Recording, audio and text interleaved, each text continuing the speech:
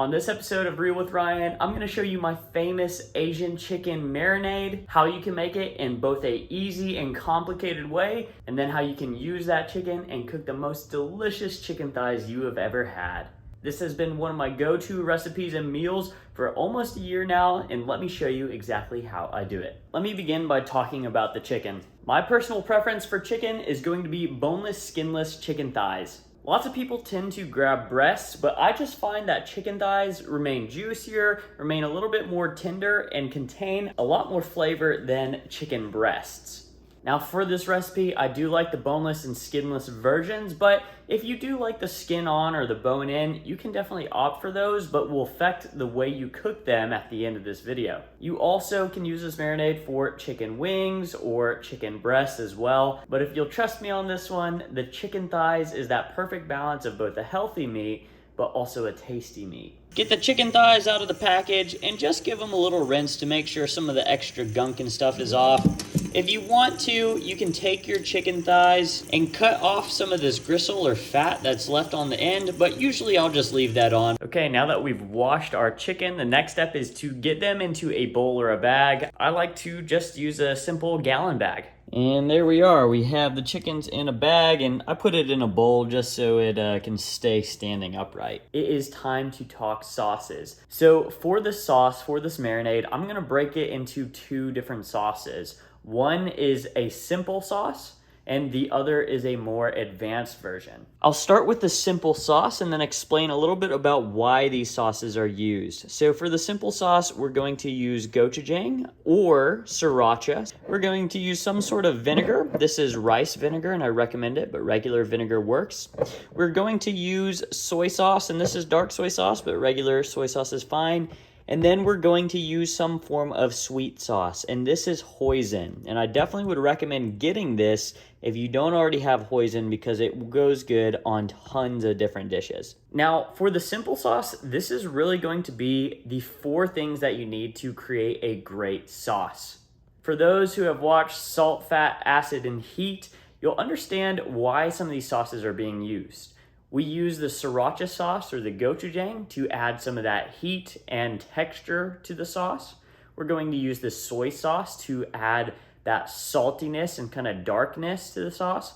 We're going to use the rice vinegar or regular vinegar to add acidity and brightness to the sauce. And then we're going to add hoisin sauce to add some thickness and sweetness. So we're hitting the saltiness, the heat, the acid, and the sweetness with all 4 of those sauces, which creates a really nice balance in the final product. Now let's say you need to substitute one of these out. If you don't have gochujang, you can use sriracha, but another hot sauce or spicy seasonings will be fine to add heat. If you don't have rice vinegar, then regular vinegar will be a substitute, but I do recommend this. If you don't have soy sauce, you can always add salt or perhaps Worcestershire, and if you don't have hoisin, you can add sugar. So you can see how each one of these sauces kind of correspond to a key flavor element within this simple sauce. Well, let me take a moment and talk about the more advanced version, and we're just going to add a few more sauces or ingredients that are going to level up the flavor of this, but some of these are specialty ingredients you might have to order online or find in your local Asian market. One of the sauces is going to be a fish sauce, which adds a lot of great saltiness and umami to the dish. Another is going to be a sesame oil, which is going to add kind of a toasted, smoky nuttiness to the chicken.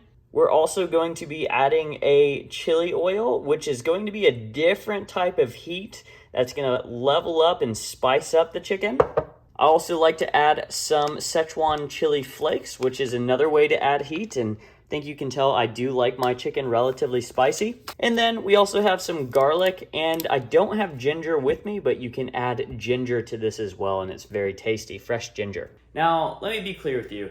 Every time I make this, I don't ever measure out the sauces and the ingredients. I kind of keep that concept in mind of have some spicy, some sweet, some salty, and some acid, so that I can kind of balance out the amounts and quantities of all of these different things. But I also want to focus on how thick or how thin the sauce is as well. So I'm going to be adding these and try to measure them out, but just know that if you're trying this out on your own, you can change the balances of any of these sauces to help that sauce taste better for you.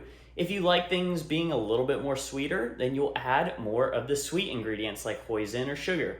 If you like things being more spicy like I do, add more of these spicy ingredients like sriracha or chili oil. If you like things saltier, more soy sauce. Or if you like things acidic and bright, try adding more vinegar or maybe even substitute in lemon in there. The whole point is to see how I kind of construct this sauce and how I do it so that you can then go and kind of follow in the footsteps, but also be inspired to experiment and try out things that are gonna taste great for you. But without further ado, let's start creating this sauce.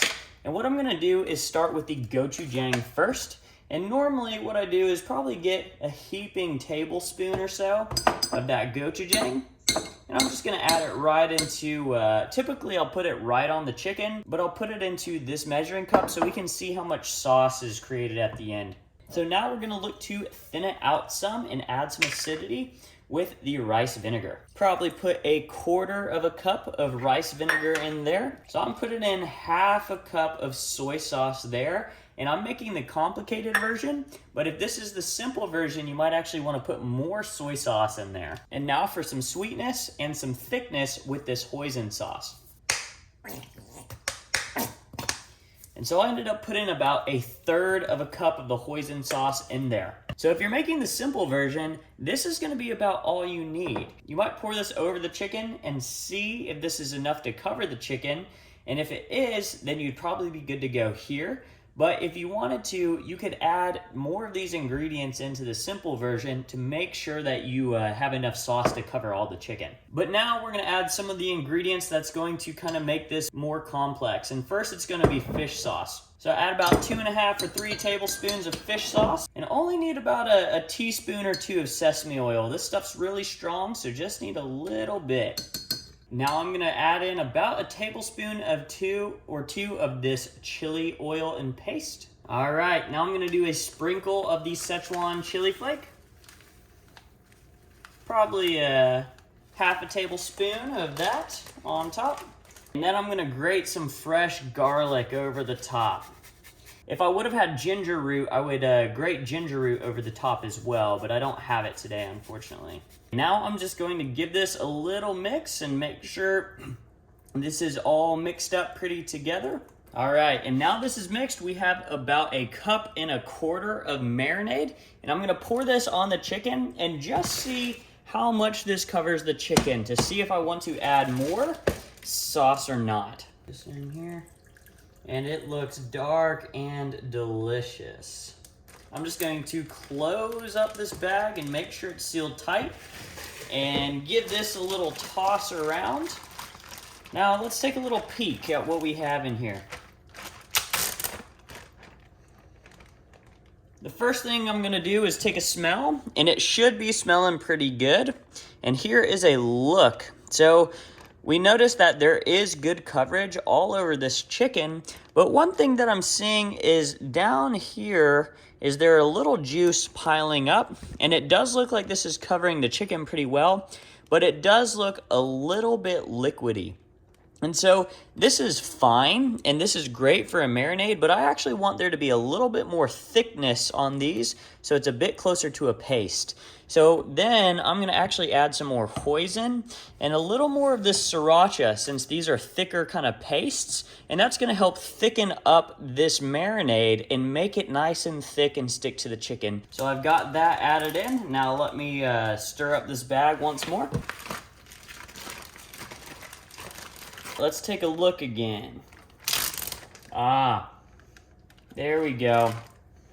So it still passes the smell test, but now we can look at this and you can definitely tell that it just looks like it's a little bit glossier, a little bit thicker, and it's got like a little bit of a paste that's on the chicken. So that's exactly where I want it. I don't want it to be too thin, so if I get these chickens out of the bag, it just drips off of it. So what I'm gonna do is just squeeze some of the air out of this bag. Me personally, I like to make this on the weekend, and then I just leave this bag. I'll throw it in a bowl, throw it in my fridge, and this will be good marinating in the fridge for up to a week. This can just sit here in this bag, soaking up those flavors, getting nice and tasty. And then whenever you're ready to cook a meal, you can take this out and then cook it. All right, so I'm back from the gym, and let me show you my favorite way to cook these chicken thighs, which makes it so freaking easy to have quick meals that are more or less healthy, even when you don't have a lot of time. So here we have the bag of chicken that's been marinating for a few hours now. But like I said, that can keep for around a week, and each day it marinates as it'll get a little bit tastier. What we're gonna do is throw these in our trusted air fryer. You know, lots of people use air fryers for frozen foods, but it also cooks really amazing fresh food like these marinated chicken thighs. Okay, so I put these chicken thighs in one single layer. My air fryer holds around 5 big chicken thighs. You don't want to stack them up, but I don't mind if they're touching. And so once it's loaded up, we're going to pop them in. And I like to cook these kind of depending on how thick the chicken thighs are. I'll cook them for probably 14 minutes. Between 350 and 375 degrees. And I'm gonna do this 14 minutes for about 365 or so. And this is something that you'll have to test with your own air fryer maybe a couple times just to find the temperature that works, the temperature and time that work best for you. But that's going to be good. All right, about halfway in. Ooh, we already have some good color on this side, but we're gonna go ahead and just flip these over.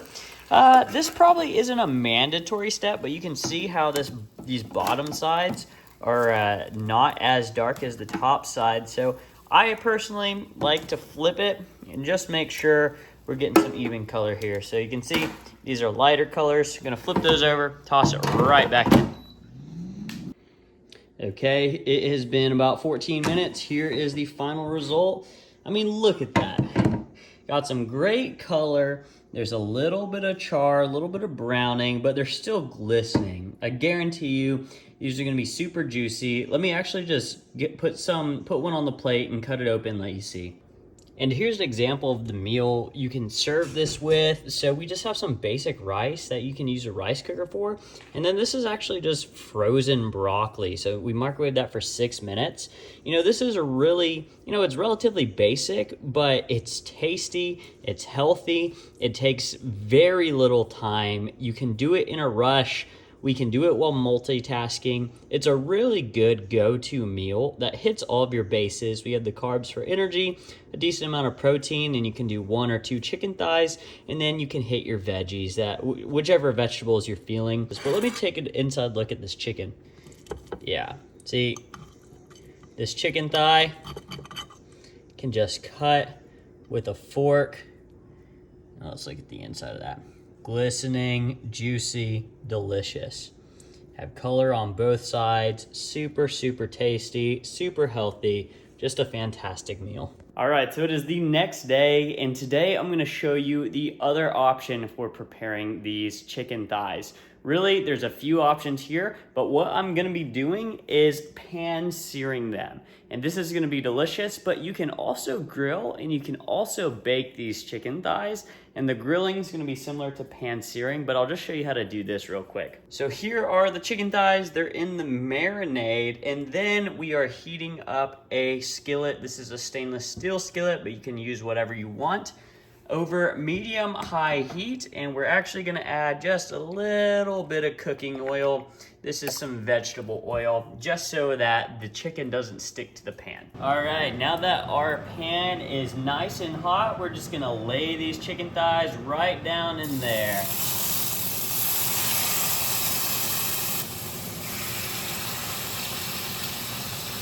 And the pan should definitely be hot enough to where they're sizzling. And basically what I'm gonna do is just leave them alone for a few minutes, let them cook on one side, get a nice little browning and color on that side, and then flip them. Okay, so they've been cooking on this side for a few minutes. Don't be scared to flip them over real quick and just look at the color. So you can see that it's got a little bit of browning, but not quite where I want it to be. So I'm just gonna flip that guy back over and let them sit and cook there until they've got some nice color on that side. Okay, so now let's give these chickies a flip. Nice, that's the color we're looking for. Beautiful. We love a kitchen thermometer, so what we can do is check how these are cooking. That is 110 degrees. This little guy, 130, and the big guy, 122. And so use this whenever these hit 165 to 175, they'll be done. So I recommend getting a kitchen thermometer so you can pull each chicken off when that individual chicken gets cooked. And as soon as they hit 165, we're gonna pull them out. So this one actually cooked pretty quick. So we're taking him out. Beautiful color. Look at that, gorgeous. That is how to pan sear these chicken thighs. Well, that's gonna do it for this episode. I know it was kind of crude just showing you how I make these chicken thighs in a few different ways. I hope that you found it useful. I hope you go out and try this recipe for yourself. Make it your own, have fun with it. It is something that I've been eating weekly for the past year, and every single time I make it, it still surprises me how good it is. So hopefully that was a helpful episode. If you want more cooking tips or recipes, just let me know in a comment so I can make more of these types of videos. But thank you for watching, and as always, thank you for keeping it real with Ryan.